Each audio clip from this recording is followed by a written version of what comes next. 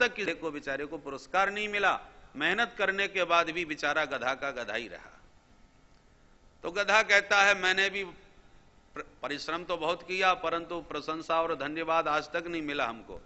बल्कि यूं कहो कि जिसके लिए मेहनत की, जिसके लिए बोझा ढोया, तो जब तक शरीर में दम रही तब तक तो उसने कुछ खाने को भी दिया, और जब ढोने के मतलब के नहीं रहे तो डंडा मार के भगा दिया। ये तो पड़ा पड़ा खाएगा, बिना मतलब के खर्चा बढ़ाएगा, इसलिए हटाओ इसे, भगा दिया, फिर मारा मारा डोला। बोले उसी प्रकार तुम संसारी लोग भी खूब बोझा ढो, पर जिनके बोझा ढो रहे हो, जिनके लिए बोझा ढो रहे हो, वो भी कभी भी तुम्हें धन्यवाद देने वाले नहीं। जिस दिन उनके मतलब के नहीं रह जाओगे वो भी भगा देंगे। जाओ हरिद्वार में भजन करो। वार्ताम पृच्छति कोपी नगे, कौन बात पूछता है। परंतु फिर भी तृष्णा हमारी उसी में लगी रहती है, आसक्ति फिर भी उन्हीं में लगी रहती है। अंगम गलितम पलितम मुंडम दसन विहीनम जातम तुंडम वृद्धो याति गृहीत्वा दंडम तदपि न मुंचत्यासा पिंडम भज गोविंदम गोविंदम भज मूढ़मते। तो महापुरुष सावधान करते हैं, तस्मात् जागृति जागृति, जागो। तो स्विट वराहोष्ट खरई संस्तुतः पुरुषः पशु, वो पुरुष रूप में पशु ही है, जो मनुष्य शरीर पाकर के भी कल्याण की सामग्री उपलब्ध होने पर भी अपना कल्याण का मार्ग प्रशस्त नहीं कर रहा, तो मनुष्य में और उसमें क्या अंतर रह जाएगा। आहार निद्रा भय मैथुनंच सामान्य में तत् पशुभिर्नराणाम् धर्मो हि तेषाम् अधिको विशेष धर्मेण हीन पशुभिः समान। पशु तुल्य ही है वो। भगवान ने कान दिए हैं अपनी मधुर कथा सुनने के लिए, और जिनके कान भगवान की कथा नहीं सुनते वो सर्प की वामी के समान है। जिनकी जिह्वा गोविंद के गुण गणों का गायन नहीं करती वो दादुर के समान है, मेढक के समान। बिलेवतोरुक्रम विक्रमान्ये न शृण्वतः कर्णपुटे नरस्य जिह्वा सती दादुर के वसुत न चोपगायत्युरुगाय गाथा। जो गोविंद के गुण गणों का गायन न करे, दादुर के समान, टर्राने वाली जो मेढक है ना, टर टर करता रहता है। भगवान ने नयन दिए हैं अपनी मधुर झांकी को निहारने के लिए। जो नेत्र भगवान की झांकी नहीं निहारते, बरहायते ते नयने नराणा लिंगानि विष्णु न निरीक्षयो। मोर मुकुट की लटक को जो देखे सो आंख, और जो ना देखे लटक को आंख ना ही सो पांख। वो आंख आंख नहीं है, मोर पंख के समान केवल शोभा बढ़ाने का साधन है। नेत्र की सफलता इसमें नहीं है। भगवान की छटा देखे बिना नेत्र व्यर्थ हैं। वेणु गीत में गोपियों ने कहा अक्षणवताम फलम इदम न परम विदाम। अक्षणवताम इदम फलम, आंखों का यही फल है जिसने गोविंद की छटा को निहारा। इस प्रकार से अब परीक्षित प्रश्न करते हैं, भगवान कृपा करके ये बतावें भगवान इस विचित्र संसार का सृजन कैसे करते हैं। सृष्टि के बारे में जब प्रश्न पूछा तब सुखदेव जी को स्मरण आया कि कथा तो प्रारंभ हो गई पर मंगलाचरण नहीं किया। कथा के पहले वक्ता को मंगलाचरण करना चाहिए। प्रभु का स्मरण करके ही प्रभु की महिमा का वर्णन किया जा सकता है, क्योंकि वे ही वाणी प्रदान करने वाले हैं। मूकम करोति वाचालम पंगुम लंघयते गिरिम यत्कृपाप्तमहं वंदे परमानंद माधवम। तो यत्कृपा, जिनकी कृपा से मूकम वाचालम करोति, प्राणी गूंगे से वाचाल बन सकता है, परंतु कृपा होगी तब। तो भगवान की कृपा क्या वाचाल बना देती है?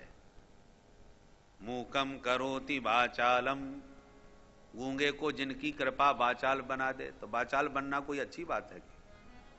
वाचालम किसे कहते हैं? वाचाल किसे कहते हैं? कुत्सितम बहु भासते, ऊट पटांग अनर्गल बातें बहुत ज्यादा करता हो उसे वाचाल कहा जाता है व्यवहार में। तो ऊट पटांग बोलने वाला वाचाल भगवान नहीं बनाते।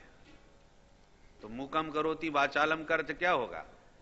वाचालम का अर्थ बकबक करने वाला वाचाल नहीं, वाचा अलंकरोति इति वाचालम। भगवान जिस पर अनुग्रह करते हैं उसकी वाणी को अलंकृत कर देते हैं। वाचा अलंकरोति, भगवान उसकी वाणी को ऐसा अलंकार प्रदान कर देते हैं। शब्दों में, छंदों में कई प्रकार के अलंकार होते हैं ना। ओ भगवत भक्त जब बोलता है तो उसका प्रत्येक शब्द वाणी की शोभा, हमारे शास्त्र सम्मत, वेद सम्मत, संत सम्मत ही बोलेगा, यदि उस पर भगवान की कृपा है तो। यत कृपा मूकम वाचालम करोति, भगवान की कृपा उस गूंगे को ऐसी दिव्य अलंकारमयी वाणी प्रदान कर देते हैं कि जो बोलता है वही शास्त्र सम्मत होता है। तो भगवान की कृपा के बिना कोई नहीं बोल सकता, भगवान ही बुलाने वाले हैं। पावर हाउस से बिजली सप्लाई हो रही है, बल्ब जल रहा है, अब बल्ब को लगने लगा देखो मेरा प्रकाश, मैंने कितना अंधकार दूर कर दिया, मेरा तेज देखो, मेरा प्रकाश देखो, अहंकार होने लगे। पता चला लाइट चली गई, तब बल्ब को पता चला अरे प्रकाश तो किसी और का ही था जिसके द्वारा ये प्रकाश मिल रहा था। ऐसे ही भगवान बीच बीच में सबको ये अनुभव कराते हैं। हमने कई बार अनुभव किया कि नित्य मंगलाचरण करने वाले श्लोक भी कभी कभी विस्मृत हो जाते हैं, एकदम विस्मृत हो जाता है। लाख प्रयास करने पर भी वो नित्य, आप जिस स्तोत्र का पाठ करते हो, हनुमान चालीसा का ही पाठ करते हो, कभी कभी चौपाई विस्मृत हो जाती है।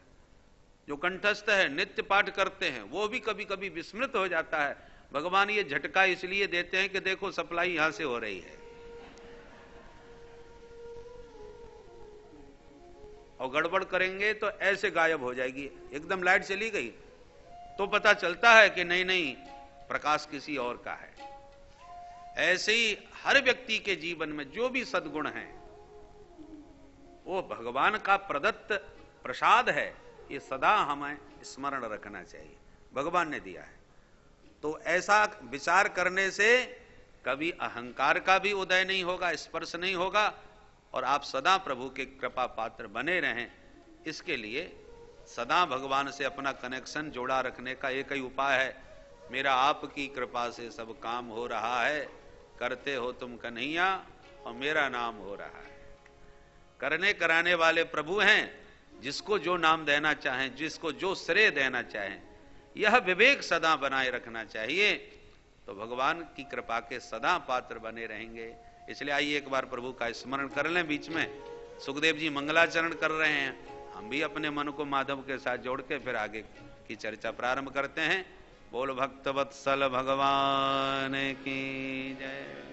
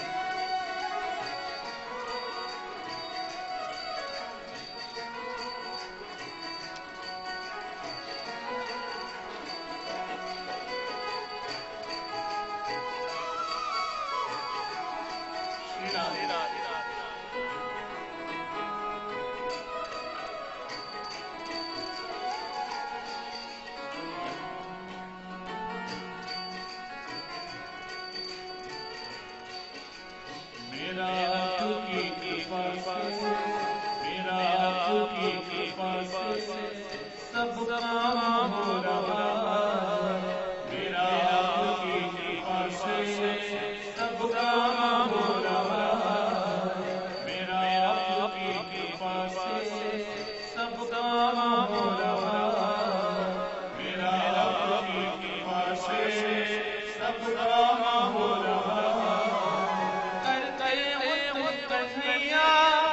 करते हो तुम कन्हैया मेरा नाम हो रहा है।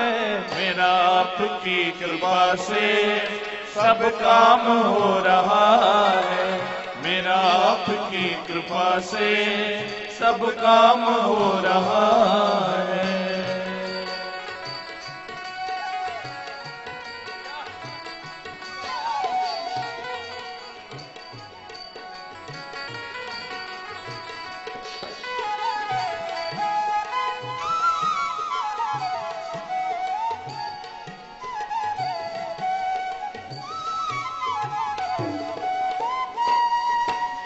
पतवार के बिना ही मेरी नाव चल रही है।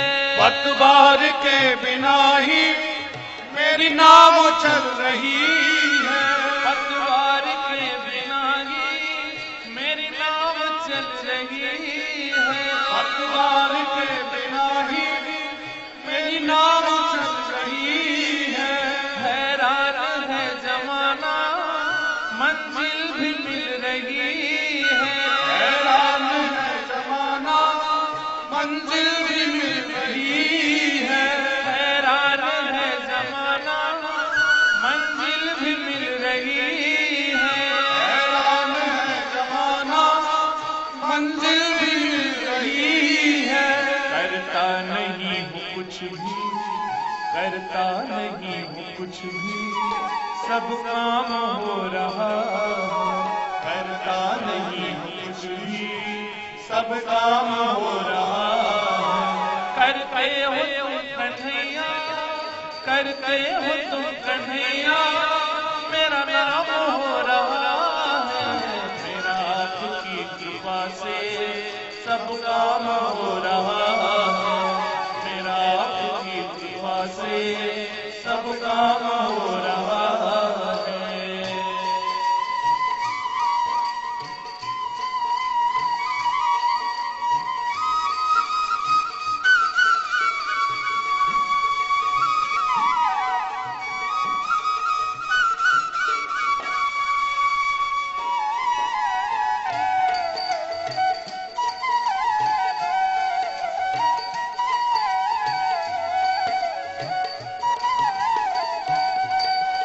तुम साथ हो जो मेरे, किस बात की कमी है।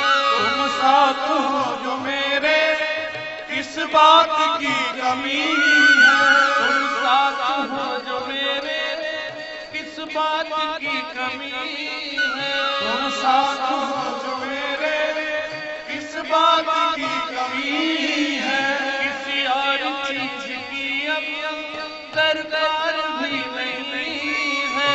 किसी और चीज की अब दरकार भी नहीं है। किसी और चीज की अब दरकार भी नहीं है। किसी और चीज की अब दरकार भी नहीं है। तेरे साथ में गुलाम अब, तेरे साथ में गुलाम अब गुलफाम हो रहा है। तेरे साथ में गुलाम गुलफाम हो रहा है। करते हो तुम कन्हैया, करते हो तुम कन्हैया मेरा नाम हो रहा है। मेरा आपकी कृपा से सब काम हो रहा है। मेरा आपकी कृपा से सब काम हो रहा है।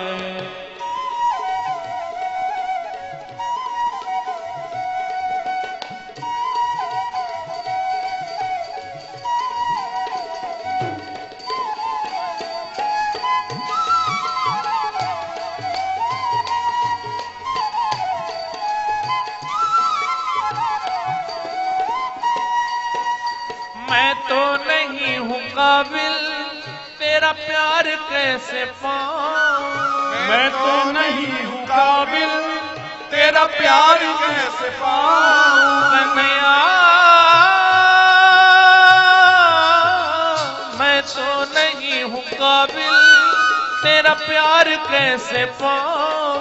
मैं तो नहीं हूँ काबिल तेरा प्यार कैसे पाऊं। टूटी टूटी हुई वाणी से गुणगान कैसे गाऊं, टूटी हुई वाणी से गुणगान कैसे गाऊं, टूटी हुई वाणी से गुणगान कैसे गाऊं, टूटी हुई वाणी से गुणगान कैसे गाऊं। तुम्हारी ही प्रेरणा से, तुम्हारी ही प्रेरणा से ये कमाल हो रहा है, तुम्हारी ही प्रेरणा से ये कमाल हो रहा है।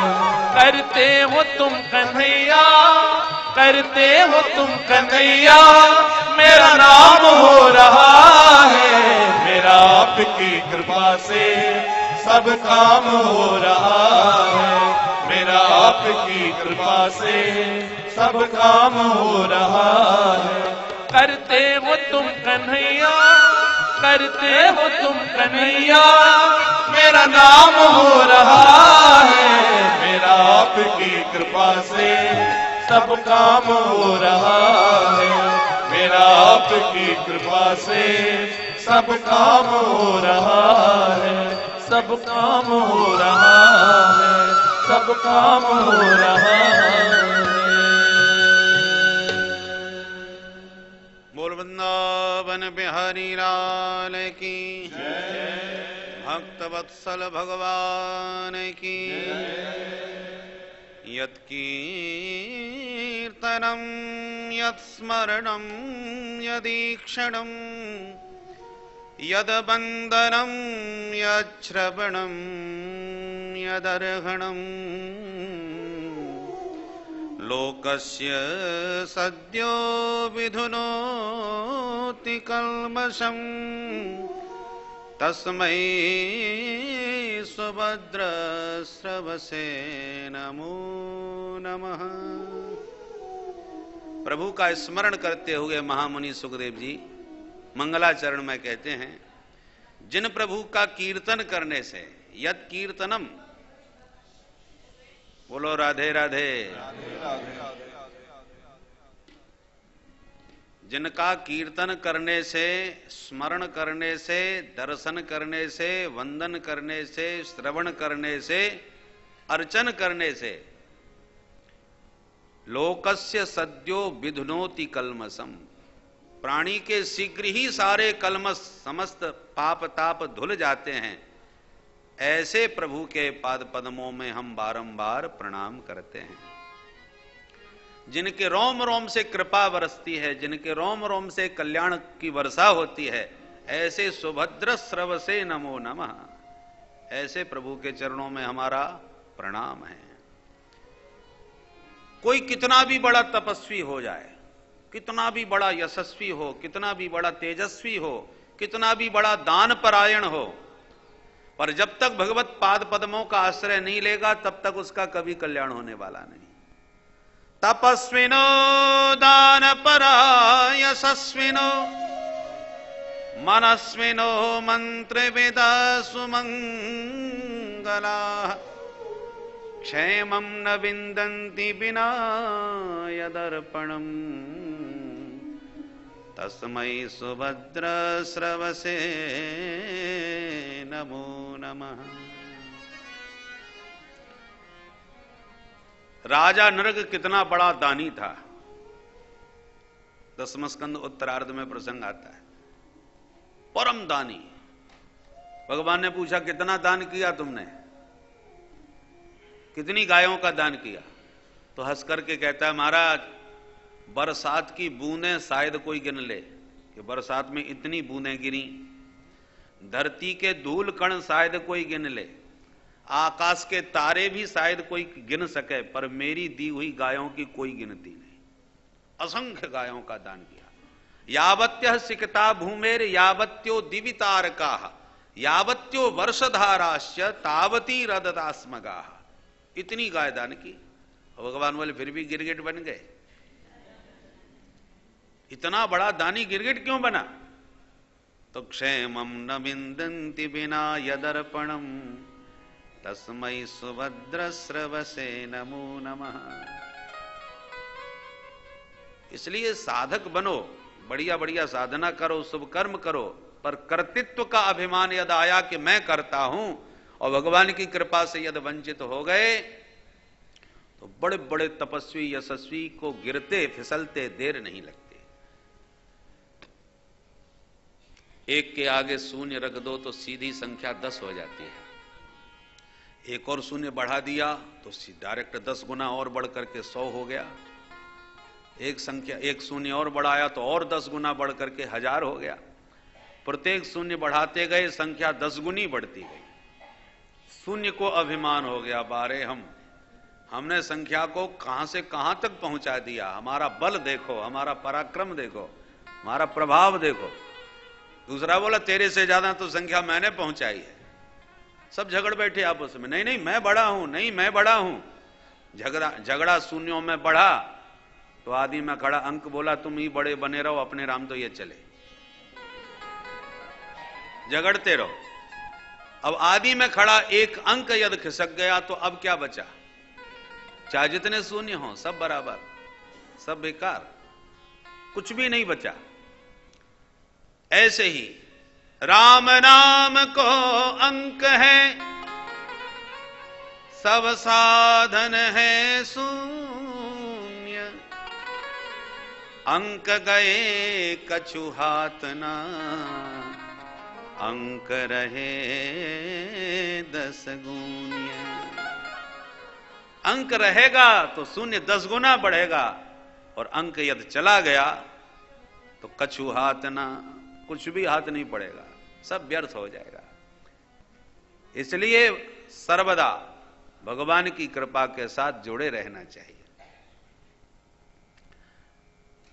बालक को पिता प्यार में बहुत उछालते हैं।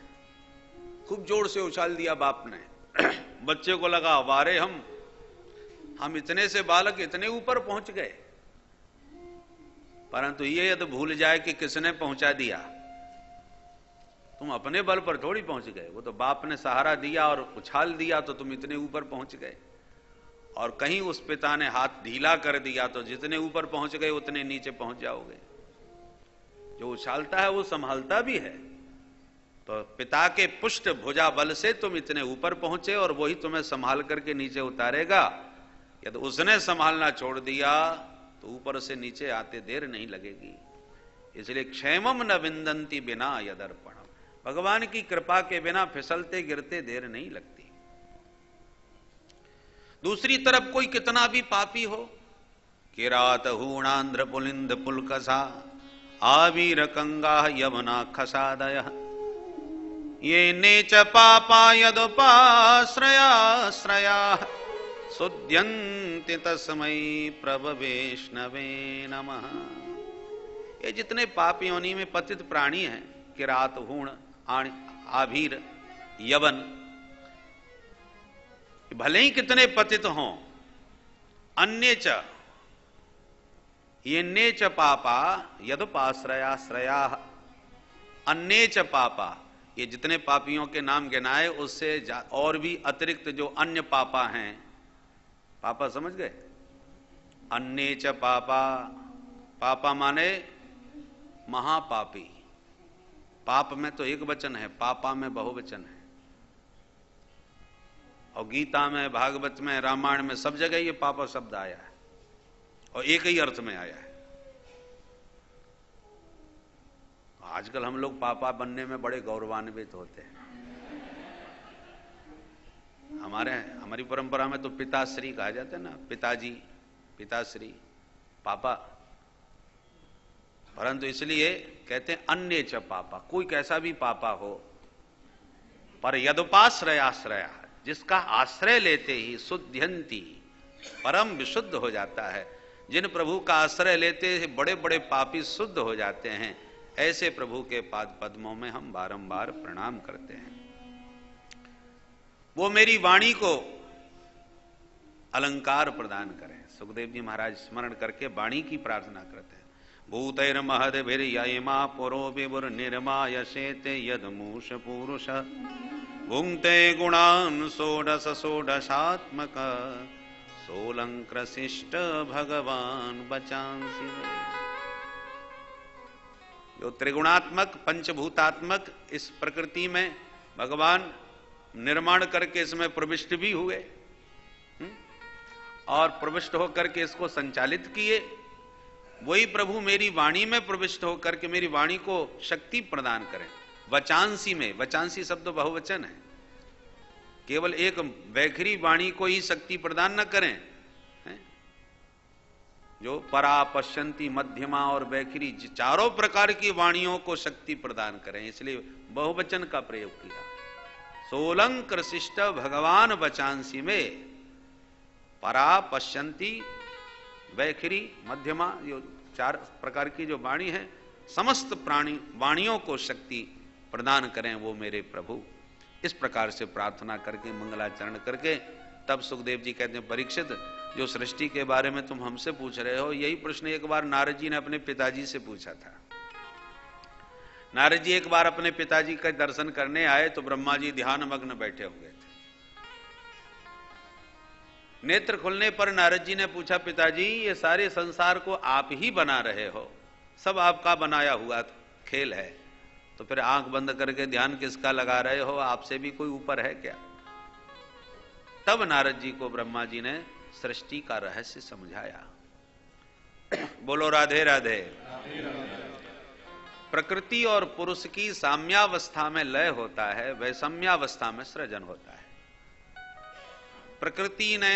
प्रकृति को पुरुष ने देखा, चैतन्य पुरुष ने जब प्रकृति का दर्शन किया तो प्रकृति में क्षोभ उत्पन्न हुआ, हलचल उत्पन्न हुई, उससे महत तत्व की उत्पत्ति हुई। महत तत्व से त्रिविध अहंकार, सत्व, रज, तम, तीन गुणों की उत्पत्ति हुई। उसमें तमोगुण के द्वारा पंच महाभूतों की उत्पत्ति हुई, पृथ्वी, जल, तेज, वायु, आकाश। इससे पंच तन्मात्राएं भी उत्पन्न हुई, शब्द, स्पर्श, रूप, रस, गंध। आकाश के द्वारा शब्द गुण प्रकट हुआ। आकाशात वायु, वायु में दो गुण विशेष हो गए, स्पर्श, शब्द और स्पर्श, दो विशेषताएं, दो गुण आ गए। वायु से अग्नि, तो अग्नि में तीन गुण आ गए, शब्द है, स्पर्श भी है और रूप भी है। अग्नि से जल उत्पन्न हुआ तो जल में चार गुण आ गए, शब्द, स्पर्श, रूप, रस।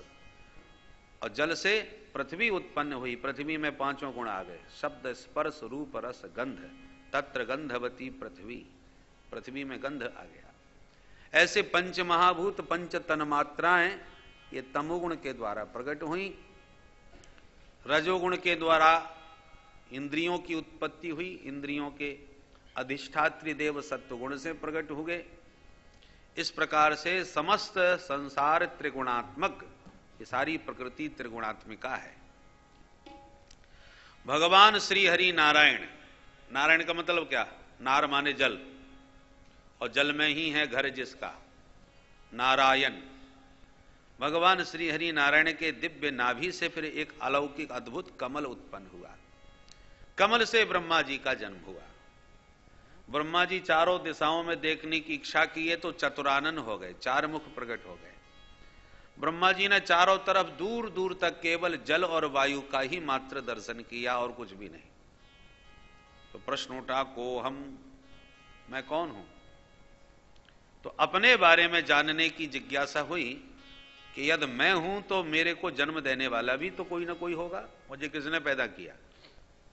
तो उस कमल से पैदा हुआ हूं तो कमल में ही प्रविष्ट हो गए। कमल नाल में प्रविष्ट होकर के बहुत अन्वेषण किया, अनुसंधान किया, कुछ भी समझ में ब्रह्मा जी को नहीं पड़ा। लौट के वापस आए, कुछ नहीं समझ पाए। तब ब्रह्मा जी को दो अक्षर सुनाई पड़े। कौन कौन से? बोले स्पर्शे सुयत षोडश मेक विंश, जो स्पर्श वर्णों में 16वां और 21वां अक्षर है, ये दो अक्षर सुनाई पड़े। स्पर्शेषु यत् षोडश मेक विंश। तो स्पर्श वर्ण कौन से हैं? तो व्याकरण में बताया जाता है, कादयो मावसा नाम स्पर्शा, का से मां पर्यंत वर्णाक्षर के 25 वर्ण स्पर्श संज्ञक होते हैं। और उस 25 वर्णों में 16वां अक्षर है त और 21वां अक्षर है प। अर्थात ब्रह्मा जी के कान में तप शब्द सुनाई पड़ा। ये 2 अक्षर, तब ब्रह्मा जी तपस्या में स्थित हो गए। कठोर तप किया ब्रह्मा जी ने। उस तपस्या से प्रसन्न होकर के फिर भगवान ने 4 श्लोकों में दिव्य जो उपदेश दिया है, इसका नाम चतुश्लोकी श्रीमद् भागवत। भागवत का यही मूल बीज है। भगवान कहते हैं ब्रह्मा जी सावधान होकर के सुनो, मैं अपना परम गोपनीय ज्ञान तुम्हें प्रदान करता हूं। ज्ञानम परम गुह्यम में यद विज्ञान समन्वितम सरहस्यम तदंगम च गृहाण गदितम मया। मैं अपना परम दिव्य ज्ञान तुम्हें प्रदान करने जा रहा हूं। 9वें अध्याय का 30वां श्लोक। बोलो राधे राधे।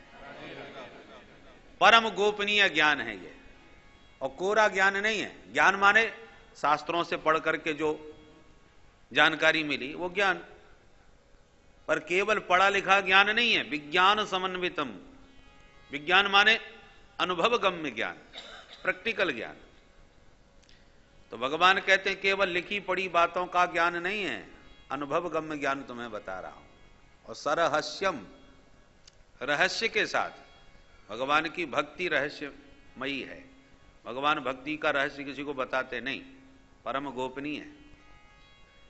परंतु भगवान कहते वो रहस्यमयी भक्ति के साथ में वह परम अनुभव गम्य ज्ञान तुम्हें बता रहा हूं, सावधान होकर के सुनिएगा।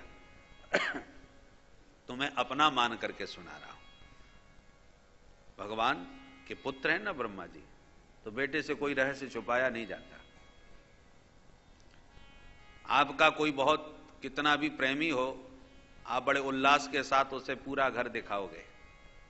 ये हमारा ड्राइंग रूम है, ये हमारा किचन है, ये हमारा बेडरूम है, सब घुमाओगे, पर ये किसी को नहीं बताओगे ये हमारी तिजोरी है, इसमें ऐसा ऐसा ताला फिट है, इसमें इतना माल है। ये सबको नहीं बताया जाता है। परंतु ऐसा नहीं कि किसी को ही ना बताया जाए, किसी को तो बताना पड़ेगा, नहीं तो सब बेकार हो जाएगा। वो रहस्य अपने अंतरंग उत्तराधिकारी पुत्रों को ही बताया जाता है कि बेटा इसको जरा संभाल के रखना। तो भगवान के पुत्र हैं ब्रह्मा जी, तो भगवान सामान्य ज्ञान भले ही सबको दें, पर ये तो परम गोपनीय ज्ञान अपने पुत्र को, अपने ब्रह्मा जी को प्रभु प्रदान कर रहे हैं। कौन है प्रभु आप? बोले अहमेवा समेवाग्रे नान यद सद सत्परम पश्चादहम यदेत यो वशिष्येत सोऽस्म्यहम् ऋतेर्थम यत् प्रतीयेत न प्रतीयेत चात्मनि तद विद्यादात्मनो माया यथा भासो यथा तमः यथा महान्ति भूतानि भूतेषु चावचेष्वनु प्रविष्टान्यप्रविष्टानि तथा ते सुनते स्वहम् एतावदेव जिज्ञास्यं तत्त्वजिज्ञासुनात्मनः अन्वयव्यतिरेकाभ्यां यत् स्यात् सर्वत्र सर्वदा। इन 4 श्लोकों में प्रभु ने ज्ञान दिया है। अहम एव अग्रे, भगवान कहते हैं ब्रह्मा जी सृष्टि के आदि में सिर्फ हम ही हम थे। प्रभु आप अकेले अकेले क्या कर रहे थे? बोले आसम एव, बोले अपने आप में ही मस्त थे, करते धरते कुछ नहीं थे, कुछ नहीं कर रहे थे, अपने आप में थे। अहम एव अग्रे आसम एव, सृष्टि के आदि में मैं ही था और केवल था ही था, कुछ नहीं कर रहा था। मेरे अलावा और कुछ भी नहीं था, न अन्यत। अरे कुछ तो रहा होगा, जो आपने ये संसार बनाया है, इस संसार को बनाने का कुछ मटेरियल तो आपके पास रहा होगा। भगवान बोले नहीं, न सत था न असत था, अर्थात न सूक्ष्म था, न कारण था, न कार्य था, न स्थूल था, न सूक्ष्म था, कुछ भी नहीं था। जब कुछ भी नहीं था आपके अतिरिक्त और आप ही आप थे, तो ये संसार कैसे बनाया? भगवान ने जब बोले जब कुछ था ही नहीं तो फिर जो बने सो हम ही बने, और जो कुछ बनाया सो हम नहीं बनाया। हम इस संसार को बनाने वाले भी हैं और संसार के रूप में बनने वाले भी हैं। बोलो राधे राधे। प्रायः निमित्त और उपादान भिन्न भिन्न होते हैं।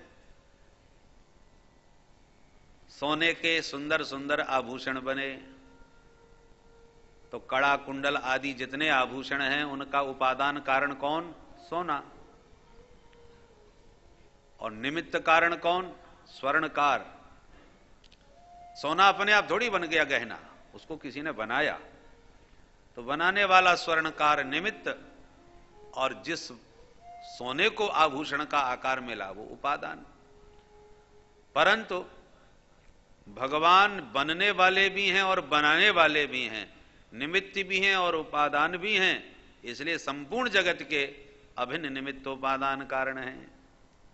जैसे मकड़ी अपने द्वारा जाले को जन्म भी देती है, जाले का निर्माण भी करती है और जाले को पैदा भी करती है, तो जैसे मकड़ी अपने जाले का अभिन्न निमित्तोपादान कारण है, जैसे मोर अपने मोर पिच्छ का पंख का अभिन्न निमित्तोपादान कारण है, ऐसे ही संपूर्ण संसार के संपूर्ण जगत के जगदीश्वर ही अभिन्न निमित्तोपादान कारण है।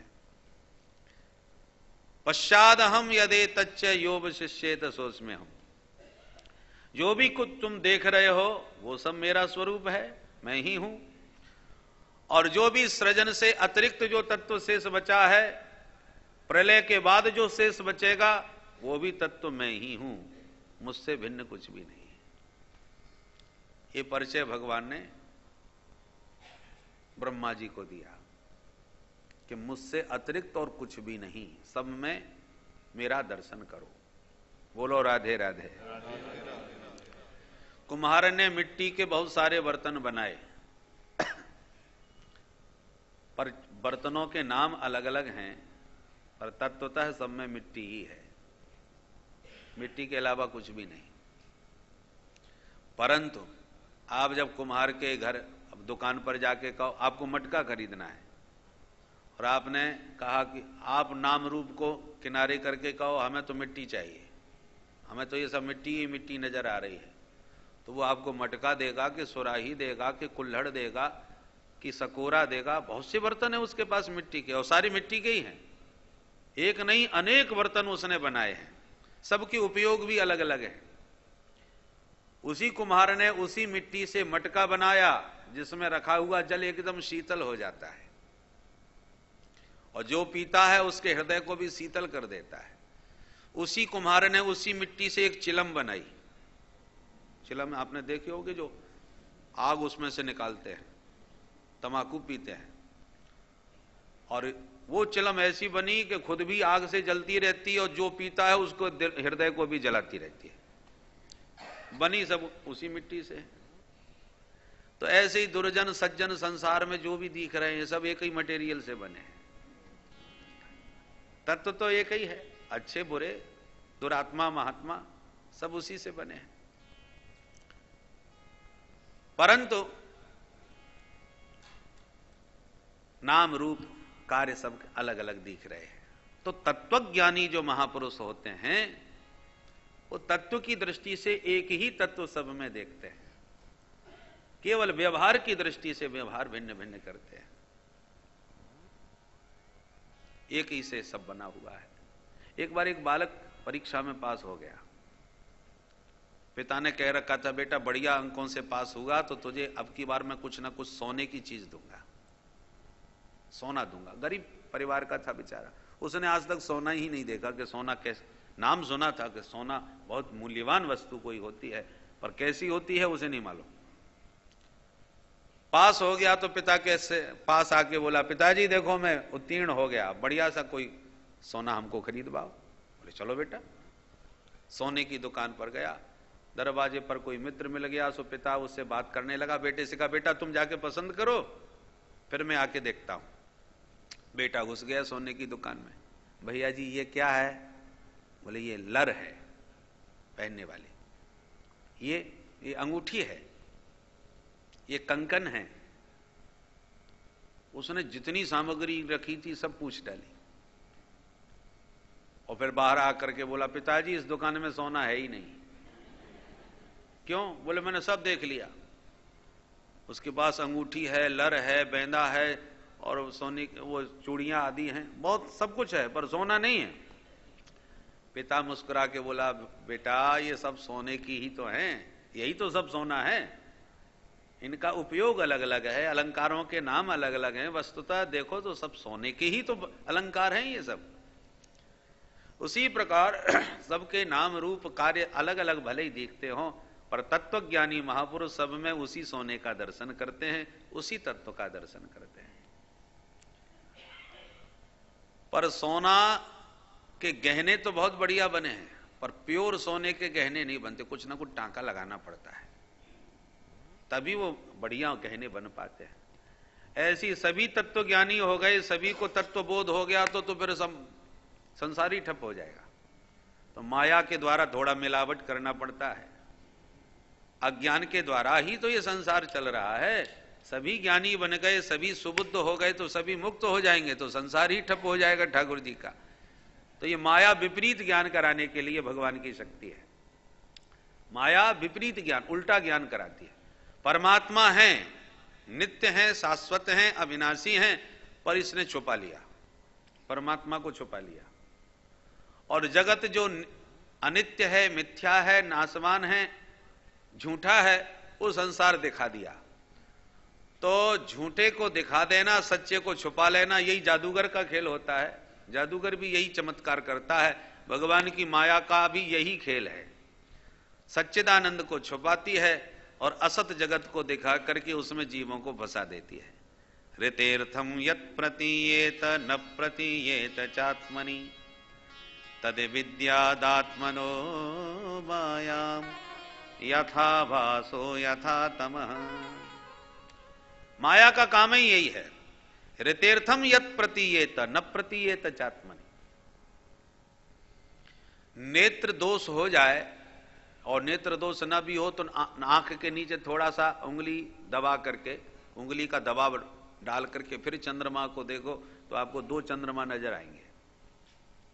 चंद्रमा एक ही है, पर नेत्र दोष से दो दिखाई पड़ते हैं।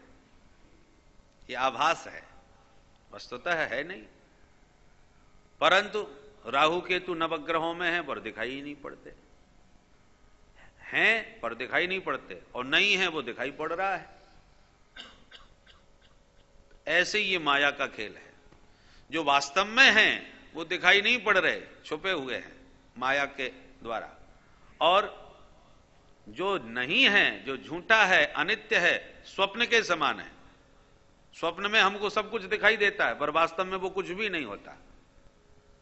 पर न होने पर भी वो हमको कितना प्रभावित कर देता है कि हम सपन देखते देखते चिल्लाने लग जाते हैं, डर के मारे चीखने लग जाते हैं। तो ये सब माया का स्वप्न है। मोह निशा सब सो बनिहारा, देख ही स्वप्न अनेक प्रकारा। सपने होए भिकारी नृप, रंक नाकपति होए, पर जागे लाभ न हानि कछु, तिम प्रपंच जिए जोए। ऐसी जगत प्रपंच को समझना चाहिए। जब तक आंख नहीं खुली तब तक ये सपना बिल्कुल असली लग रहा है। जिस दिन ज्ञान की आंख खुल जाएगी, विवेक जाग जाएगा, उसी दिन ये स्वप्न खत्म हो जाएगा। एक शिष्य अपने गुरुजी से कहा, गुरुजी आज पिक्चर देखने का मन है। तो ये क्या चीज है? तो आप कहो तो आपको भी ले चलते हैं। अच्छा, तो जिज्ञासु महात्मा वो चल पड़े, चले बेटा देखते हैं। हम भी देखते हैं। जिज्ञासु महात्मा चले गए पिक्चर हॉल में। अब पिक्चर चालू हुई, देखा, पिक्चर संपन्न हुई, घर आए तो महात्मा ने पूछा, बेटा तुमने इसमें क्या देखा, क्या समझा, क्या सीखा? 3 घंटे बर्बाद किए। अरे महाराज अब देखना क्या था, बढ़िया मनोरंजन हो गया, आनंद आ गया, पर इस आनंद में तुमने समझा क्या, सीखा क्या? बोले महाराज वो जो हीरो था ना, उसकी बाल की कटिंग थी ना, वो बहुत अच्छी लगी, मुझे भी मन है कि ऐसे ही बाल मैं भी रखा करूं। तो गुरुजी आपने भी तो देखा था, पर आपने क्या समझा, आपको कैसा लगा ये बताइए, आप अपना अनुभव बताइए। महात्मा बोले बेटा हमने तो ये समझा कि जैसी चारों तरफ की लाइटें बंद हो गई, अंधकार हो गया, सोई पिक्चर चालू हो गई, और जहां प्रकाश हुआ, उजेला हुआ, सोई पिक्चर खत्म हो गई। मतलब क्या हुआ, जब तक अज्ञान का अंधकार रहता है बेटा, तब तक ये संसार की पिक्चर खूब चलती है, और जिसके भीतर ज्ञान का प्रकाश उदय हो जाता है, उसी की पिक्चर खत्म हो जाती है। बोलो राधे राधे। मोह निशा में ही ये जगत जाल स्वप्नवत दिखाई पड़ता है। जहां ज्ञान का उदय हो गया, प्रकाश उदय हो गया, उदयते विवेक, बस तहां ये पिक्चर संसार की खत्म। तो महात्मा महापुरुष तो कहीं से भी सीख लेते हैं। संत हंस गुण गहे पय परिहरि बाहरी विकार। हंस का काम है दूध पी लेना, पानी को छोड़ देना, और परमहंस का काम है जहां भी अच्छी बात मिलती है, जो भी उनको जहां से भी सीखने को मिले सीख लेते हैं। ऐसी संसार की कोई वस्तु नहीं जिससे आप कुछ सीख ना सकें। महामुनि दत्तात्रेय जी ने तो 24 गुरुओं से किस किस को गुरु नहीं बनाया। तो माया विपरीत ज्ञान कराती है, इसी से यह संसार चलता है। भगवान ने ये पंच महाभूत, ये जो पंच महाभूत हैं, इसमें भगवान प्रविष्ट भी हैं और अप्रविष्ट भी हैं। कैसे? देखो, कुम्हार ने मटका बनाया तो मटके में मिट्टी है भी, मटका पर नाम अलग हो गया, मिट्टी का आकार एक बन गया तो उसका नाम घट हो गया। मिट्टी पहले भी थी। अच्छा एक बात और, मिट्टी तीनों कालों में रही, पहले भी थी, मटका बन गया तब भी मिट्टी है, मटका फूट गया फिर भी मिट्टी है। मिट्टी की सत्ता तीनों कालों में है, पर मटका की सत्ता नहीं है। वो जब तक आकार उसको मिट्टी को मिला हुआ है आकार, तब तक उसका नाम घट, तभी तक उसे को मटका कहते हैं। अब मटका न तो पहले था और न बाद में रहने वाला है, किसी भी दिन फूट जाएगा। अब मटके से हम प्रेम करने लगेंगे तो हमें रोना ही पड़ेगा, मेरा मटका फूट गया। और मिट्टी से प्रेम हो जाए तो क्यों रोना पड़े?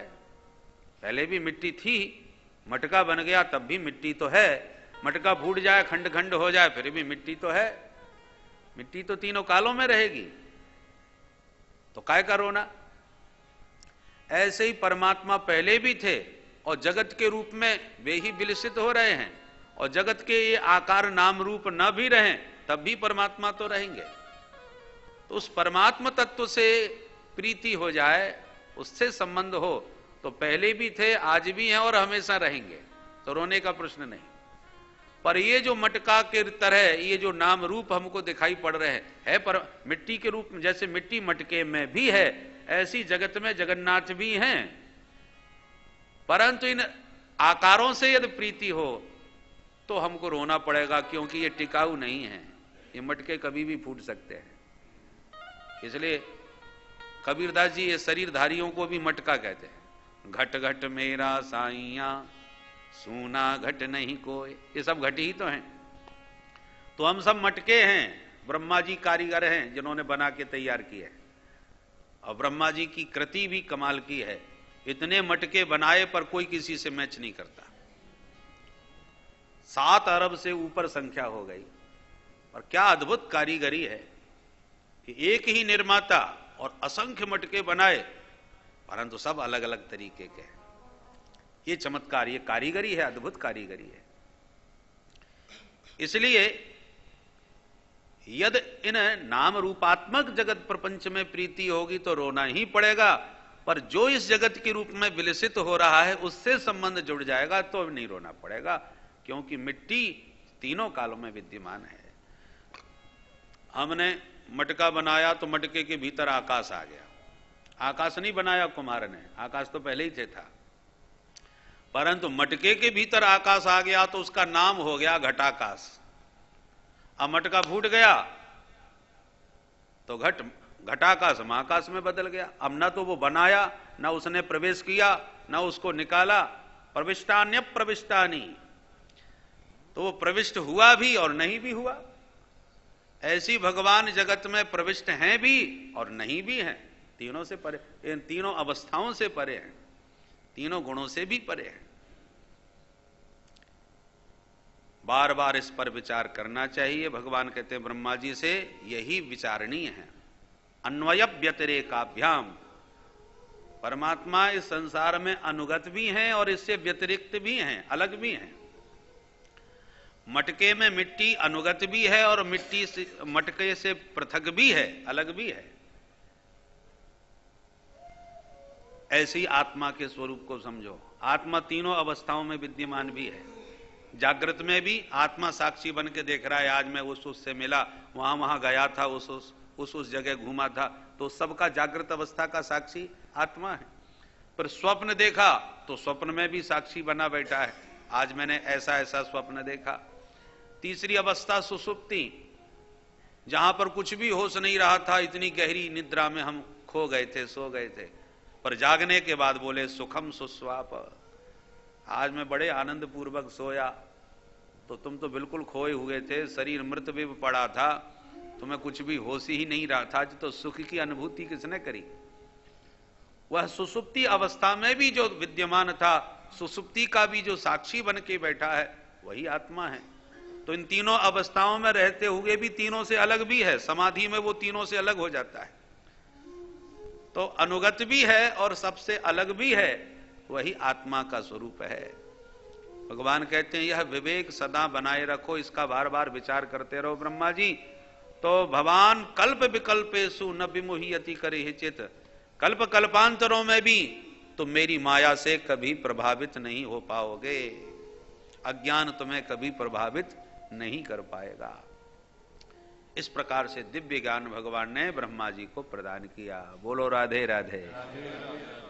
10वें अध्याय में भागवत के 10 लक्षणों का वर्णन किया गया है। अत्र सर्गो विसर्गश्च स्थानम पोषण मूतयः मनमंतरे सानुकथा निरोधो मुक्तिराश्रय। भागवत के ये 10 लक्षण हैं। तृतीय स्कंध में सर्ग का वर्णन है। सर्ग, विसर्ग, स्थान, पोषण, ऊती, मनवंतर कथा, ईशानु कथा, निरोध, मुक्ति और आश्रय, ये 10 लक्षण भागवत के हैं। तो तृतीय स्कंद से 12वें स्कंद पर्यंत क्रमशः इन 10 लक्षणों का वर्णन है। तृतीय स्कंद में सर्ग का, सर्ग माने सृष्टि, सृष्टि का बहुत विस्तार से वर्णन है। चतुर्थ स्कंद में विसर्ग का, विशेष सृष्टि। पंचम स्कंद में स्थान तत्व का वर्णन है। छठम स्कंद में पोषण तत्व का वर्णन है। पोषणस तदनुग्रह, भगवान कैसे कैसे जीवों पर किस प्रकार अनुग्रह करते हैं, ये छठम स्कंद में वर्णन किया गया है। सप्तम स्कंद में ऊतयः, ऊतयः कर्म वासना, कर्म का बड़ा विस्तार से विश्लेषण, कर्म पंचाध्यायी। भागवत के सप्तम स्कंद में 10 अध्यायों में प्रहलाद चरित्र और 5 अध्यायों में कर्म पंचाध्यायी है। अष्टम स्कंद में मनवंतरों का वर्णन है। नवम स्कंद में ईशानु कथा, भगवान की शक्ति संपन्न और भगवान के अनुग्रह पात्र बड़े बड़े राजा महाराजाओं का वर्णन है नवम स्कंद में। दसम स्कंद में निरोध, श्रीधर स्वामी पाद निरोध शब्द का अर्थ करते हैं निरोधो दुष्ट भूभजाम। भगवान ने अवतार लेकर के दुष्ट राजाओं का निग्रह किया है, पृथ्वी का भार उतारा है दुष्टों का निग्रह करके, इसलिए यह निरोध लीला भगवान की 10वें स्कंद में। पर श्रीमद वल्लभाचार्य महाप्रभु तो कहते नहीं नहीं, भगवान ने केवल दुष्टों को ही थोड़ी मारा है। अरे भगवान की 10वें स्कंद की मधुरतम दिव्यतम लीलाओं का जो मन लगा करके श्रवण करेगा, उसका चंचल चपल मन माधव के पाद पद्मों के पिंजड़े में निरुद्ध हो जाएगा, कैद हो जाएगा, भाग नहीं पाएगा। तो भक्तों का, रसिकों का, साधकों का मन निरुद्ध कर हो जाता है 10वें स्कंद की लीलाओं का श्रवण करने से, इसलिए ये निरोध लीला है। और 11 स्कंद मुक्ति स्कंद है। मुक्तिर्हित्वान्यथा रूपम स्वरूपेणा व्यवस्थिति, हम अपने अन्यथा रूप का परित्याग करके वास्तविक स्वरूप में स्थित हो जाएं, यही मुक्ति का स्वरूप है और 12 स्कंध आश्रय तत्व है। आइए अब तृतीय स्कंध में प्रवेश करें। बोल भक्त वत्सल भगवान की, श्रीमद्भागवत महापुराण की।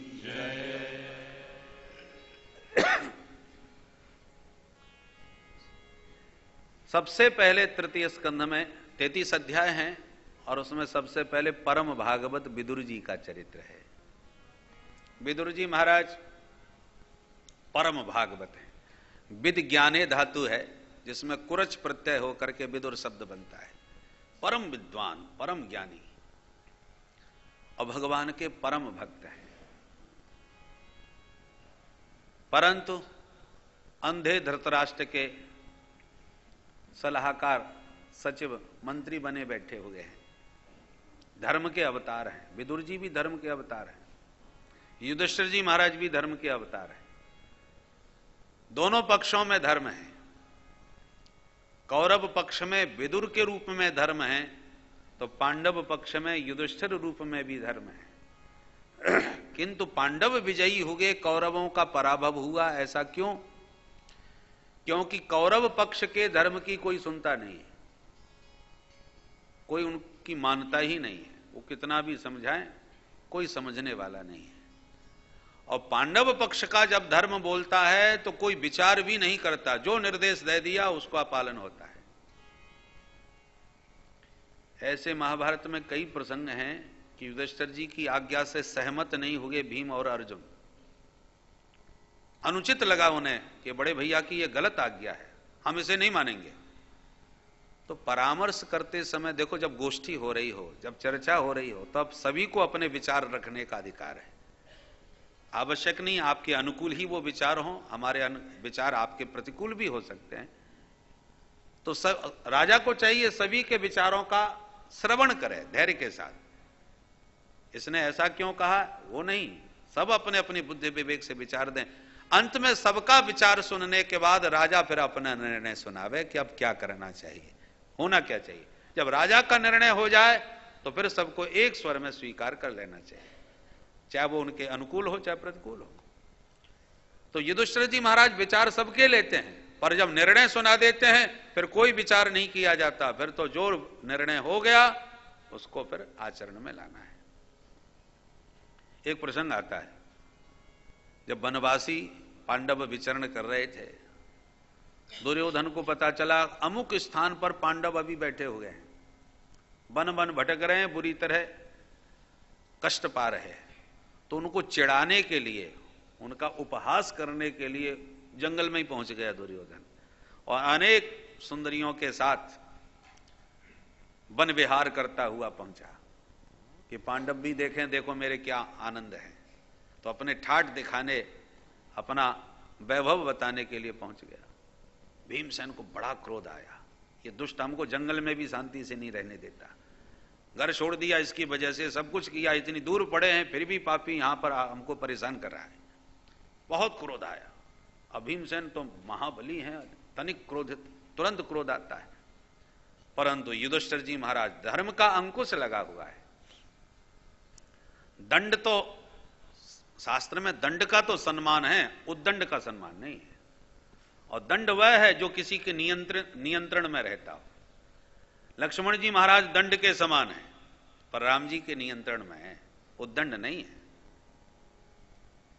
रघुपति कीरति विमल पताका, दंड समान भयउ जस जाका।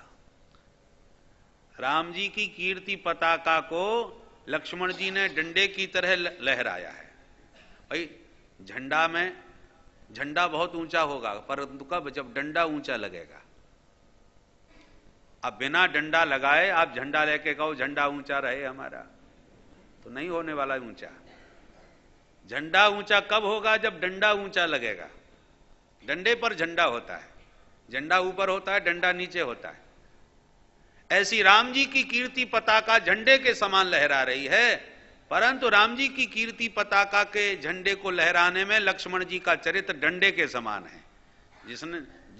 जिन्होंने राम जी की कीर्ति पताका को लहरा दिया। दंड समान भयउ जस जाका। तो लक्ष्मण जी महाराज दंड समान है, उद्दंड नहीं है। तो पांडवों को चिढ़ाने के लिए दुर्योधन पहुंचा परिकर के साथ।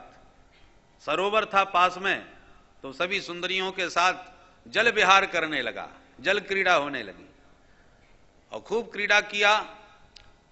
भीमसेन बहुत कुपित हैं पर कुछ कर नहीं पा रहे, बड़े भैया का अंकुश है, मना कर रखा है, शांति से बैठो सब देखो। तो देख रहे हैं बेचारे, कुछ नहीं बोल पा रहे। इतने में एक गंधर्व राज आ गया, वह भी जल विहार की इच्छा से आया था, उसी का वो क्षेत्र था। गंधर्व राज ने जैसे ही प्रवेश किया तो दुर्योधन बोला, अरे हटो हटो, हम लोग जल विहार कर रहे हैं, तुम कहां से घुसे आए? गंधर्व राज ने कहा, ये मेरा क्षेत्र है, तुम्हारा साहस कैसे हुआ मेरे जल विहार में बाधा डालने के लिए? तुम कैसे घुसे? निकलो तुरंत यहां से बाहर। इसी बात पर झगड़ा हो गया। गंधर्व राज कहता है कि मेरा अधिकार है, दुर्योधन कहता है मेरा अधिकार है। झगड़ा ज्यादा बढ़ा, युद्ध हुआ और उस युद्ध में गंधर्व राज ने दुर्योधन को पकड़ के कैद करके सभी के साथ, पूरे परिकर के साथ दुर्योधन को बंधक बना के गंधर्व बाजार खींच करके ले जाने लगे। चलिए अब हमारे पास, कैद करके ले जाने लगा। दुर्योधन को लगा ये तो उल्टा दाव पड़ गया, मैं इनको चिढ़ाने जा रहा था, इनको परेशान करने आया, तो इन्हीं के सामने हमारी बेइज्जती हो गई। अब यदि मैंने इनका सहारा नहीं लिया तो मेरी दुर्दशा हो जाएगी, दुर्गति हो जाएगी। क्या करे बेचारा, बेबस हो करके त्राहिमाम करना पड़ा। बड़े भैया, युधिष्ठिर जी को पुकारा, बड़े भैया मैं कितना भी नालायक हूं, कितना भी दुष्ट हूं, पर तुम्हारा भैया हूं, मेरी रक्षा करो इस दुष्ट से, नहीं तो मेरी दुर्दशा हो जाएगी। त्राहिमाम करके जब बड़े भैया को बार बार पुकारा, और उधर भीमसेन बड़े खुश हो रहे, बहुत अच्छा हुआ, सांप मरा और लाठी भी नहीं टूटी, हमको ये पापी चिढ़ा रहा था, अब पता चलेगा। तो भीमसेन बड़े खुश हो रहे थे, अर्जुन भी प्रसन्न थे, परंतु युधिष्ठिर जी परेशान हो गए। बड़े भाई हैं सबके। तुरंत जब दुर्योधन बहुत पुकारने लगा तो युधिष्ठिर जी को दया आ गई। तुरंत बोले, भीम तुरंत जाओ और भैया को छोड़ा के लाओ। भीमसेन बोले, आप क्या कह रहे हैं सरकार? अरे इस दुष्ट के कारण ही तो हम बन बन भटकते फिर रहे हैं, ये सारे कष्टों का मूल कारण यही पापी है, और मैं उसे बचाने जाऊं, कभी संभव नहीं। बिल्कुल दो टूक मना कर दिया। अर्जुन को आज्ञा दी, उन्होंने भी मना कर दिया, मैं भी नहीं बचाऊंगा। पर युधिष्ठिर जी ने जब यह कहा कि मैं तुम्हारा बड़ा भाई हूं, तो जहां ये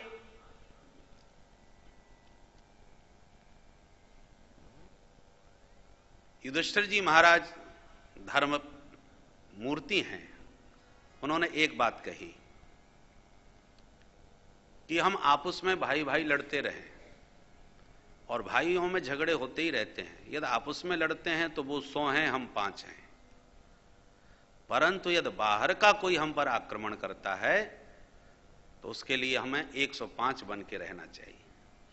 हमारी आपसी कलह का दूसरा कोई व्यक्ति लाभ न लेने पावे। हमको सदा बाहर वाले के लिए 105 बन के संगठित रहने की आवश्यकता है। इसलिए मैं तुम्हारा बड़ा भाई निर्देश देता हूं, आदेश देता हूं कि इसी वक्त जाओ और दुर्योधन को छुड़ा के लाओ। जब बड़े भाई की आज्ञा का आदेश हुआ, जब बड़े भाई की आदेश की बात जब आई, तो न चाहते हुए भी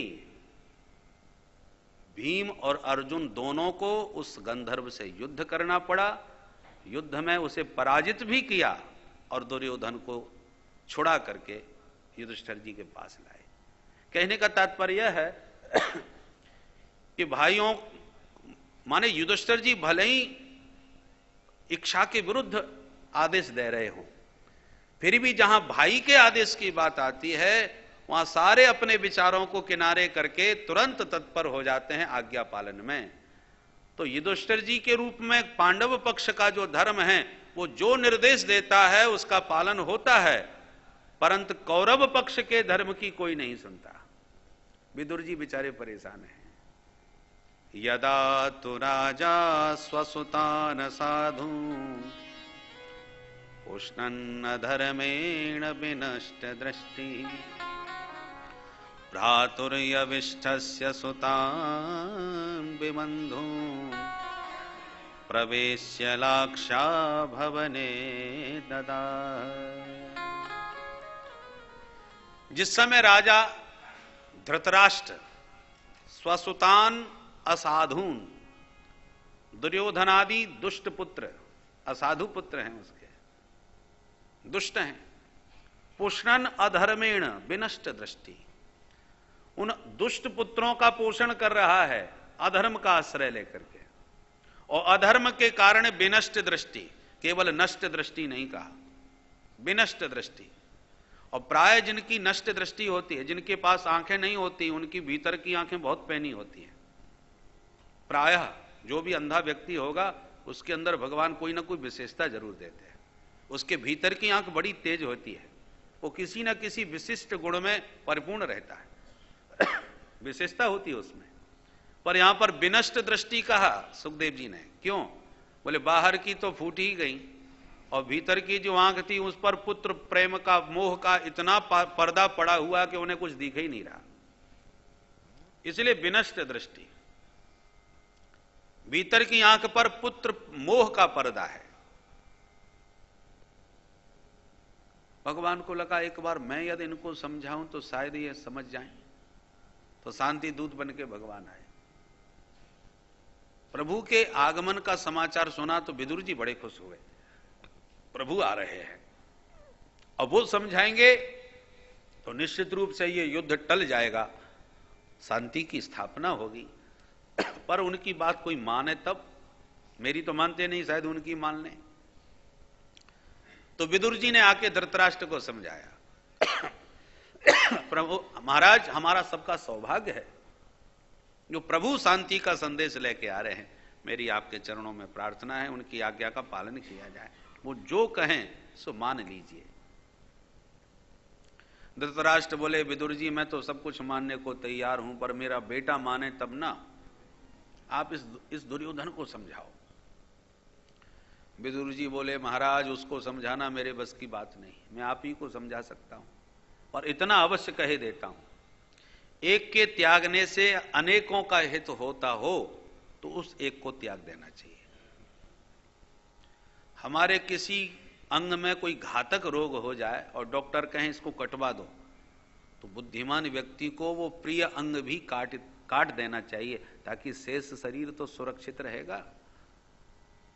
छिंद्यात् तदंगम यदुदात मनोहितम शेषम सुखम जीवति यद विवर्जना, सप्तम स्कंद में वर्णन। छिंद्यात् तदंगम, उस अंग को काट दो जो भयंकर रोग से तुम्हारे शरीर को प्रभावित कर रहा हो।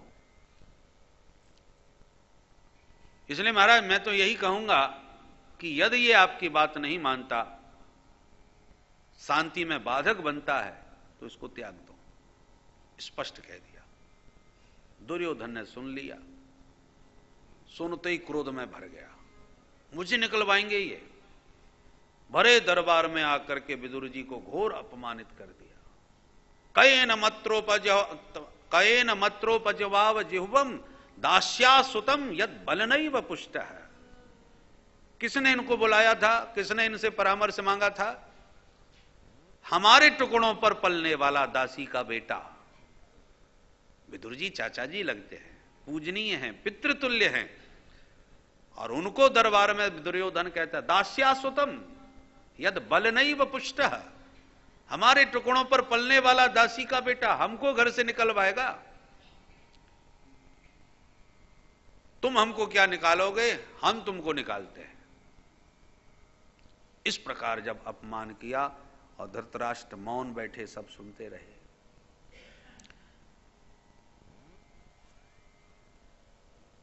विदुर जी को लगा दुर्योधन की बात का मुझे बुरा नहीं है कि ये तो मूर्ख है, संस्कारहीन है, कुछ भी बोल सकता है। जिसका वाणी पर संयम न हो वो तो कुछ भी बोल सकता है। पर धृतराष्ट्र मौन है, मनमोहन जी की तरह। बोलो राधे राधे। इनकी आवाज ही नहीं निकल रही, सब कुछ देख रहे हैं, मौन होके सब सुन रहे हैं, ये बर्दाश्त नहीं हुआ कि इनके सामने मेरे को इतना उल्टा सीधा बोल दिया और ये मौन होके सब सुनते रहे, इसलिए अब लगता है यहां रहना उचित नहीं होगा। हमेशा वहीं रहना चाहिए जहां अपनी उपयोगिता हो और अपनी आवश्यकता हो। उपयोगी बन के रहोगे तो आदर होगा और अनुपयोगी रहे तो अनादर होगा। लगता है हमारी आवश्यकता नहीं रही तो स्वयं धनुर्द्वार निधाय माया गतव्यथो या दुर्मानयान, तुरंत अपने धनुष बाण उठा करके उतार करके देहरी पर धर दिए। सभा भवन के द्वार पर धनुष बाण रख करके विदुर जी चल पड़े कि अब हमको भी नहीं रहना, तुम हमको क्या निकालोगे दुर्योधन, हम भी तुम्हें छोड़ करके जा रहे हैं। अभी तक क्यों नहीं गए? बोले अभी तक इसलिए नहीं गए थे कि यदि महाभारत जैसा भयंकर संकट आ रहा है और मैं अपनी मर्जी से तुम्हें छोड़ के जाता तो लोग नमक हराम कहते कि जिसका जीवन भर अन्न खाया उसी को ऐन अवसर पर ऐन वक्त पर धोखा देके चला गया, छोड़ के चला गया। पर जब तू ही हमें अपमानित करके भगा रहा है तो अब हमें कोई दोष नहीं देगा, हम ही तुम्हें छोड़ करके जा रहे हैं। स्वयं धनुर्द्वार निधाय, पुलिस वाला जब नौकरी त्यागता है तो अपनी पिस्तौल वगैरह जो भी है सरकारी चीज वो सब दे देता, लौटा देता है कि संभालो। तो विदुर जी ने भी अपने धनुष बाण उतार करके रख दिए। स्वयं धनुर्द्वार निधाय कि अपने धनुष बाण संभालो। और इस धनुष बाण को त्यागने में एक और संकेत है, बड़े लोगों की एक एक हरकत का संदेश जाता है। धनुष बाण लेके यदि जाते तो कोई उनसे छीनता नहीं, और लेके इसलिए नहीं गए कहीं ये ना समझ बैठे कि पांडव पक्ष में मिलने जा रहे हैं या उनके पक्ष से मिलकर के हमसे युद्ध करेंगे, इसलिए धनुर्द्वार निधाय, धनुष बाण तो त्याग करके संकेत दिया कि मैं निष्पक्ष होके जा रहा हूं। तुम्हारा नमक खाया है इसलिए तुम्हारे विरोध में तो नहीं जाऊंगा, पर अब तुम्हारे साथ भी नहीं रहूंगा, इसलिए धनुष बाण त्याग करके चले गए।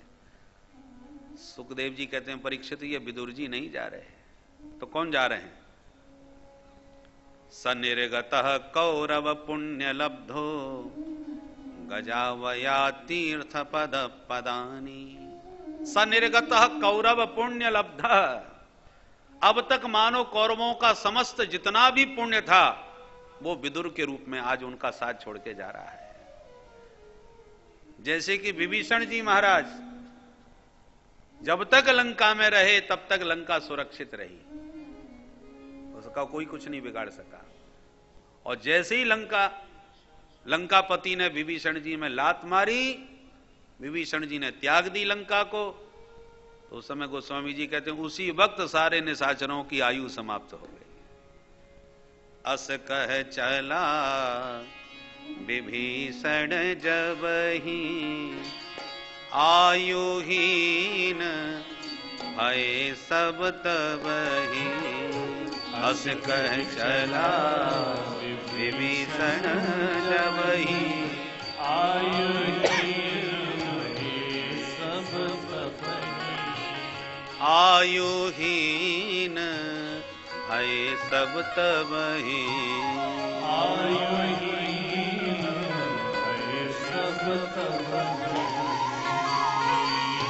सनिर्गतः कौरव पुण्य लब्धः, विदुर जी महाराज निकल गए और तीर्थ यात्रा करते करते अनेक तीर्थों में भ्रमण किए। कितना समय बीत गया पता ही नहीं चला, कब महाभारत हो गया उनको पता ही नहीं चला। भगवान भी परम धाम चले गए, विदुर जी को पता ही नहीं चला, तीर्थ यात्रा करते रहे। तीर्थ यात्रा करते करते जब यमुना तट पर आए तो तत्रोद्धवम भागवतम ददर्श, यमुना तट पर उद्धव जी से उनकी भेंट हो गई। उद्धव जी को देखा तो उद्धव जी से प्रश्न किया, भैया उद्धव कैसे हो, द्वारका में सब आनंद हैं? यदुवंशी की कुशलता पूछने लगे। यदुवंशी की कुशलता का प्रश्न सुनते ही उद्धव जी तो समाधिस्थ हो गए, आंख बंद करके भगवान के ध्यान में डूब गए। विदुर जी घबरा गए, इनको क्या हुआ? जब बार बार उनको सावधान किया तो सनकैर भगवान लोका न लोकम पुनरागतः, भगवान के धाम से लौटकर विदुर जी अपने स्वरूप में, श्री उद्धव जी अपने स्वरूप में आए और तब उद्धव जी ने विदुर जी से भगवान के चरित्र सुनाए। उद्धव जी कहते हैं विदुर जी भैया, किसी मणिधर सर्प की मणि कोई छीन ले, फिर उस सर्प से पूछा जाए कि तुम कैसे हो, तो मणि में तो उसके प्राण होते हैं, मणि के बिना सर्प कैसे रह सकता है। ऐसे ही दुर्भगो बत लोकोयम यदवो नितरामपि, दुर्भाग्य है हम यदुवंशियों का कि श्री कृष्ण रूपी मणि को प्राप्त करके भी हम उनकी महिमा नहीं समझ पाए। आज जब उनका वियोग हुआ तो उनकी दिव्यता का, उनकी महिमा का आज हमको ज्ञान हो रहा है। चंद्रमा जब तक सागर में रहे मछलियां उन्हें नहीं समझ पाई, जब आकाश में चमकने लगे तब मछलियों को उनकी महिमा समझ में आने लगी। ऐसे ही हम प्रभु को समझ नहीं पाए, कैसा दिव्य उनका रूप था। हम अपने को सजाने के लिए आभूषण धारण करते हैं विदुर, पर प्रभु आभूषण धारण करते थे आभूषणों को विभूषित करने के लिए।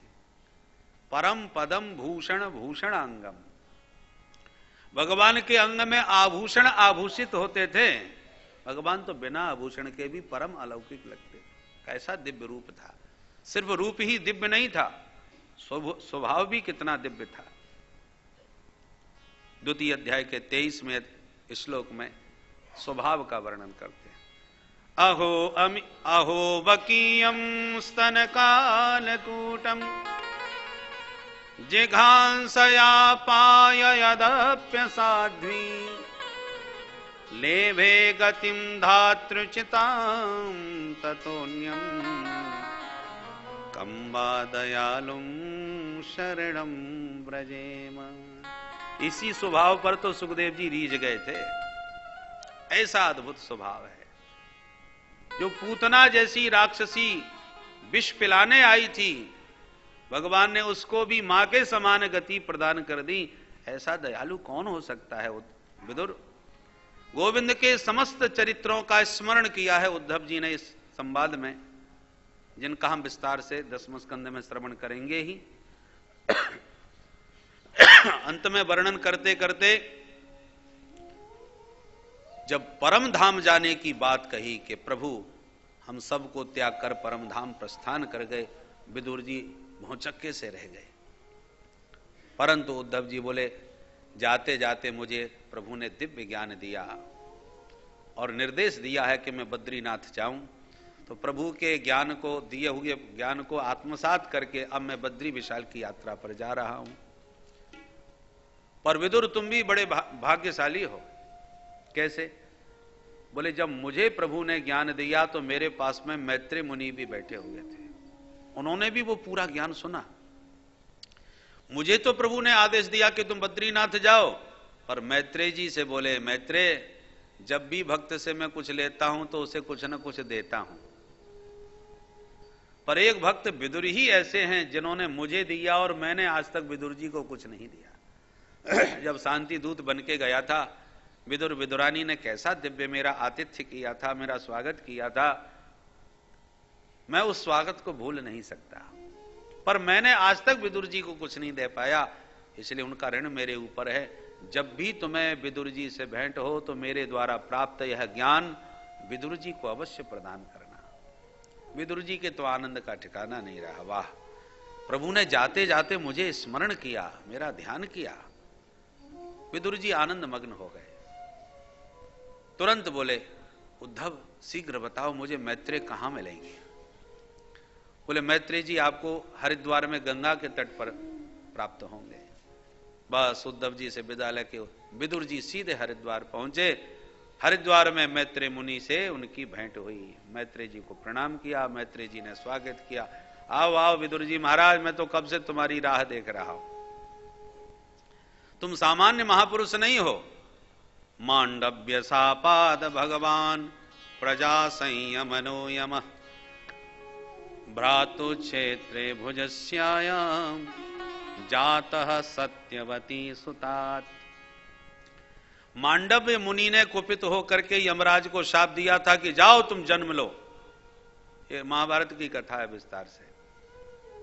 एक बार राजा के घर चोरी करके चोर भागे, पुलिस वालों ने पीछा किया तो डर के मारे मांडव मुनि की कुटिया में सारा माल रख दिया और महात्मा बन के उन्हीं के बगल में आसपास बैठ गए, लगा समाधि अपने को बचाने के लिए। जब राजदूतों ने कुटिया की खोजबीन करी तो उसमें सारा राजधन मिल गया, तो उन्होंने समझे सबके सब पाखंडी बाबा हैं, तो सबको पकड़ करके वो ले गए सजा देने के लिए। राजा से कहा महाराज ये सब इनके यहां पूरी संपत्ति बरामद हुई आपकी, और ये सब के सब साधु बने बैठे हुए थे अपने को बचाने के लिए। राजा ने कहा सबको सूली पर चढ़ा दो। एक एक करके चोर तो सब मारे गए, सूली पर चढ़ गए, पर मांडव मुनि तो परम संत थे, सूली पर चढ़ करके भी वो यों के त्यों बैठे रहे। राजा घबरा गए, ये तो कोई सच्चे महात्मा है।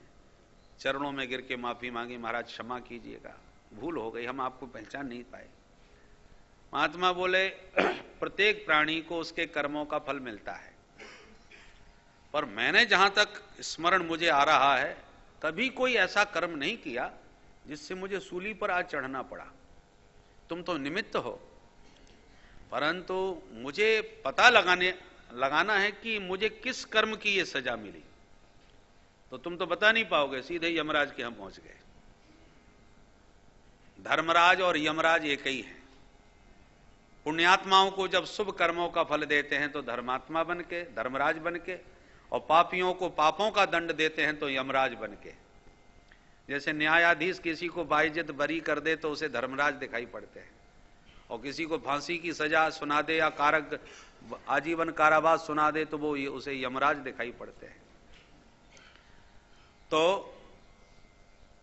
पूछा कि आपने किस पाप से मुझे सूली पर चढ़ने का ये पाप दंड दिया?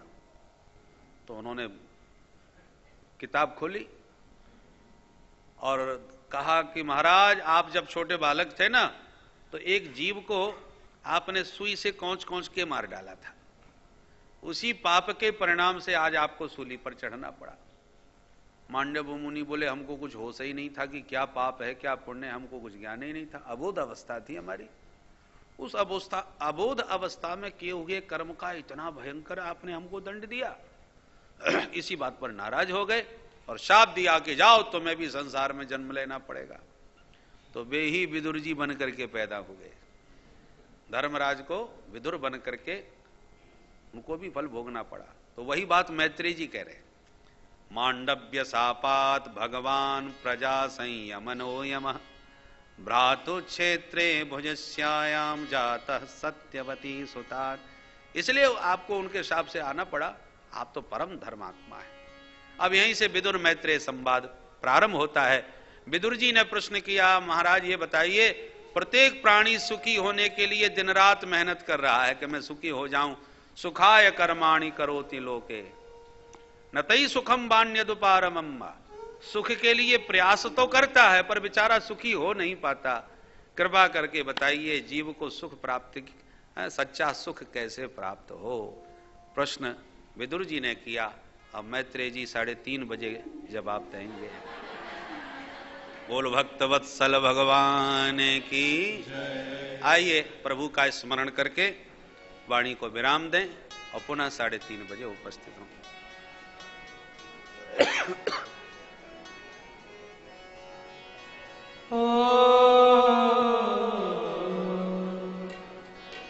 जगत मत करियो जगत प्रीत मत करियो, जगत प्रीत मत करियो रे मनुआ, जगत प्रीत मत करियो। हरि बाधा से डरियो रे मनवा, जगत प्रीत मत करियो।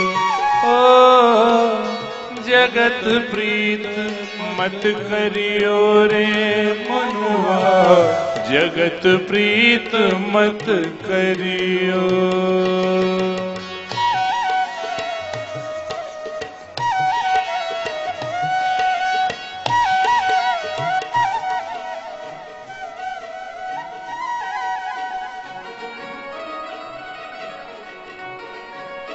ये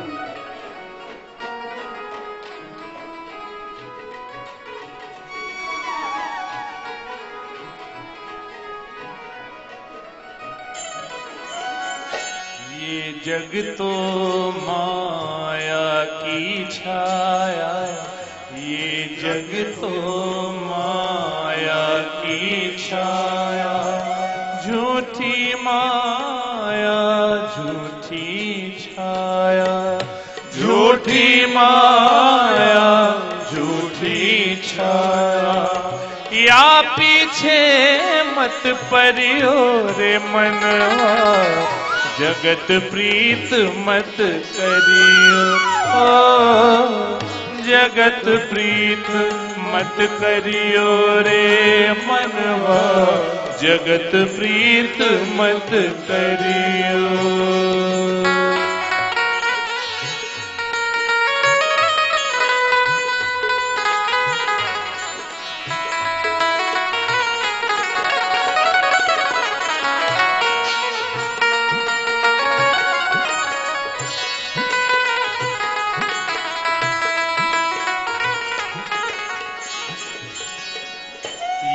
जग तो माटी का खिलौना, ये जग तो माटी का खिलौना, इसके पीछे तू मत रोना, इसके पीछे तू मत रोना। गुरु चरण चित धरियो रे मनवा, जगत प्रीत मत करियो, ओ जगत प्रीत मत करियो रे मनवा, जगत प्रीत मत करियो।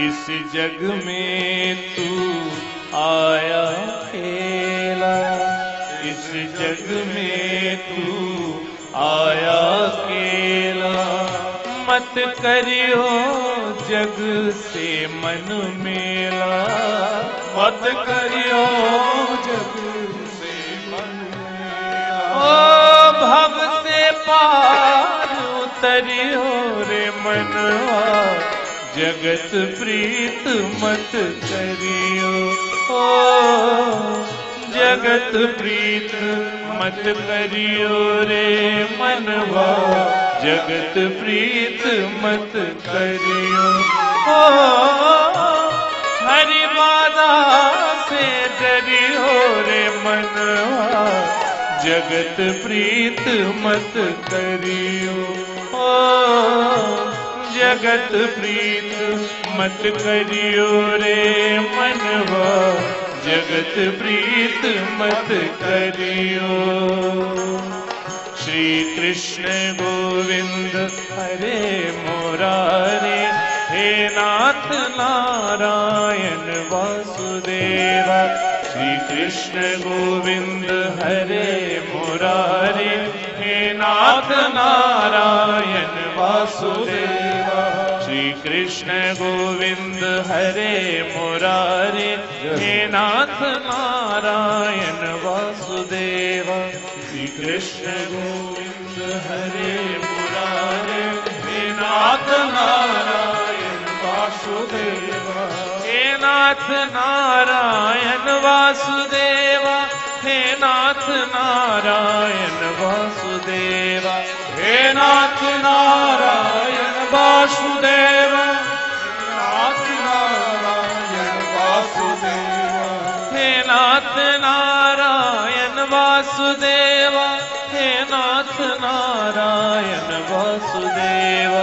हे नाथ नारायण वासुदेव, नाथ नारायण वासुदेव। श्री कृष्ण गोविंद हरे मुरारे हे नाथ नारायण वासुदेव। श्री कृष्ण गोविंद हरे मुरारे हे नाथ नारायण वासुदेव। हे नाथ नारायण वासुदेव। हे नाथ नारायण वासुदेव। हे नाथ नारायण वासुदेव। हे नाथ नारायण वासुदेव। श्री कृष्ण गोविंद हरे मुरारे हे नाथ नारायण वासुदेव। श्री कृष्ण गोविंद हरे मुरारे हे नाथ नारायण वासुदेव। श्री कृष्ण गोविंद हरे मुरारे हे नाथ नारायण वासुदेव।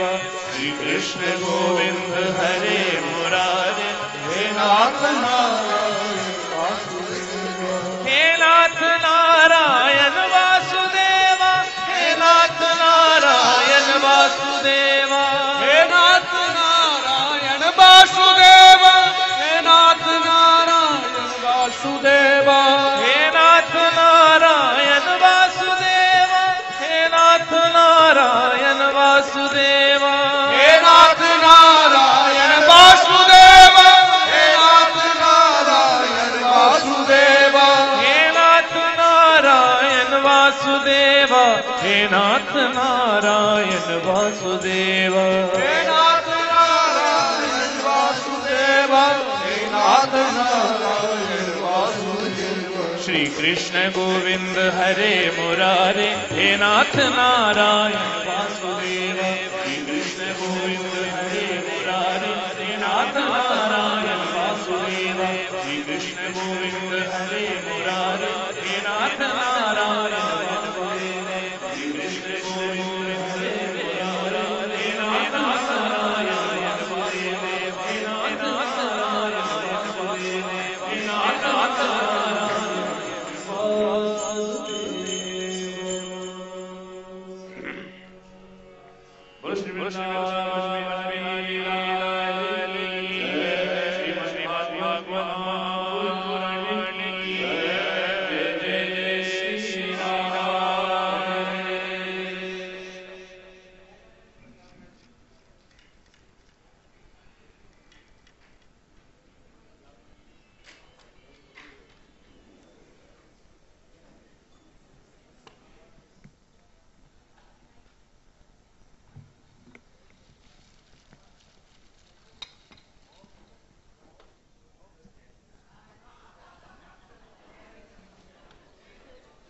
હરિઓમ.